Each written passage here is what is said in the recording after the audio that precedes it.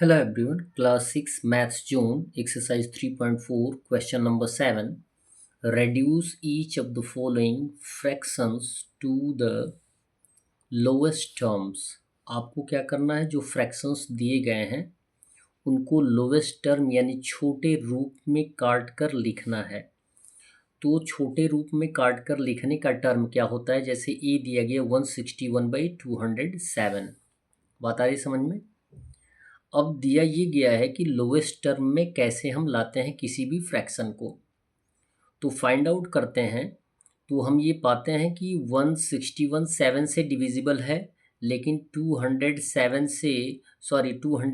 7 से डिविजिबल नहीं है। यानी आपको ये जानकारी होनी चाहिए कि किसी भी फ्रैक्शन को यदि हम लोएस्ट टर्म में कन्वर्ट करना चाहते हैं तो किसी एक नंबर से दोनों को रिड्यूस करते हैं, न्यूमरेटर और डेनोमिनेटर दोनों को रिड्यूस करते हैं। क्लियर है। रिड्यूस मीन्स करना होता है काट कर छोटा करना, कम करना। अब यहाँ पे अगर 161 7 से डिविजिबल है तो 207 भी 7 से डिविजिबल होना चाहिए, लेकिन ऐसा कोई कंडीशन नहीं है। 161 7 से डिविजिबल है और 207 7 से डिविजिबल नहीं है। तो हम कोई एक ऐसा नंबर फाइंड आउट करेंगे जिससे 161 भी कट जाए और 207 भी कट जाए। तो हम पाते हैं कि 23 एक ऐसा नंबर है जिससे 161 भी डिविजिबल है 7 टाइम्स में और 207 भी डिविजिबल है 9 टाइम्स में। तो 23 से काटेंगे, 23 7 जा होता है 161 और 23 9 जा होता है 207। अब यहाँ पे देखेंगे कि हमारे पास न्यूमरेटर और डेनोमिनेटर दोनों हैं। इसको क्या किसी एक नंबर से डिवाइड कर सकते हैं, तो हम देखेंगे कि नहीं, किसी एक नंबर से ये दोनों डिविजिबल नहीं है। तो इसको हम एज ए लोएस्ट फॉर्म लिख देंगे, यानी 7/9। बी दिया गया 517/7 19। अब 517 की बात करते हैं तो यहाँ पे देखेंगे कि 799 जो है वो 7 से डिविजिबल है। क्लियर। लेकिन 517 7 से डिविजिबल नहीं है। तो हम एक ऐसा नंबर फाइंड आउट करेंगे जिससे कि दोनों डिविजिबल हो जाए।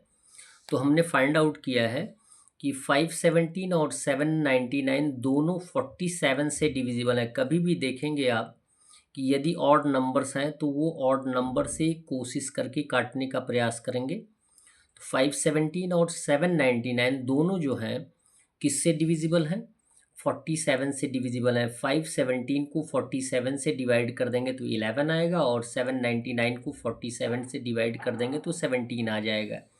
तो यहाँ पे हम काट कर लिख देंगे 11 एंड 17। अब ये 11 और 17 दोनों किसी एक नंबर से डिविजिबल नहीं है, तो ये शॉर्टेस्ट फॉर्म हो जाएगा। ये आंसर आएगा 11/17। सी दिया गया है 296/481।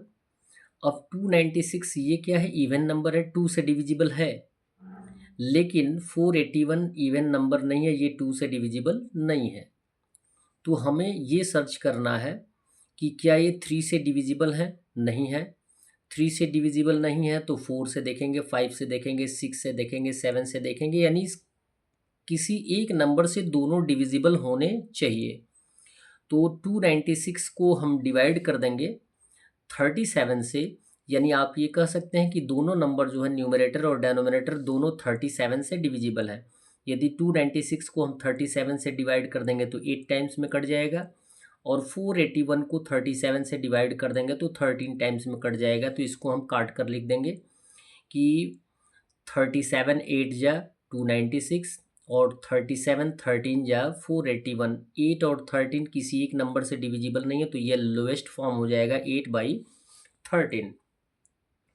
क्वेश्चन नंबर 8 दिया गया है, find the greatest number which divides 19 and 25 leaving a remainder 1 in each case. बोला ये जा रहा है कि वह बड़ी से बड़ी संख्या ज्ञात करिए जो कि 19 और 25 से डिवाइड करने पर रिमाइंडर 1 दे। यानी वह नंबर जिसमें हम 19 से और 25 से डिवाइड करें तो रिमाइंडर 1 आए। तो इसके लिए बड़ा ही आसान तरीका होता है, जो रिमाइंडर होता है उसको उन नंबरों से हम क्या कर देते हैं, माइनस कर देते हैं। ठीक है। तो फर्स्ट नंबर दिया गया है 19, तो लिखेंगे subtract the remainder from each given number as, यानी जो दोनों नंबर दिए गए हैं उनमें से 1 माइनस कर दीजिए। 19 में से 1 माइनस कर देंगे 18 आएगा, 25 में से 1 माइनस कर देंगे 24 आएगा। क्लियर है? अब 18 और 24 का HCF फाइंड आउट कर देंगे तो आंसर आ जाएगा 6।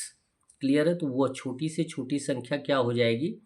6 हो जाएगी, जिससे कि हम 19 और 25 में डिवाइड कर देंगे तो जैसे दिया गया है 19 में 6 3 जा 18, माइनस कर देंगे तो 1 रिमाइंडर आएगा, और 6 4 जा 24, तो माइनस कर देंगे 25 में से 24 को तो रिमाइंडर 1 आएगा। तो HCF क्या हो जाएगा? 16। आंसर लिख देंगे। So the greatest number which divides 19 and 25, वह बड़ी से बड़ी संख्या जो इन दोनों को डिवाइड करेगी वह क्या होगी? 6 होगी, और उस कंडीशन में रिमाइंडर 1 भी आएगा। That's all. वीडियो को लाइक करें और चैनल को सब्सक्राइब करें। धन्यवाद। क्वेश्चन को एक बार समझने का अवश्य प्रयास करें। धन्यवाद।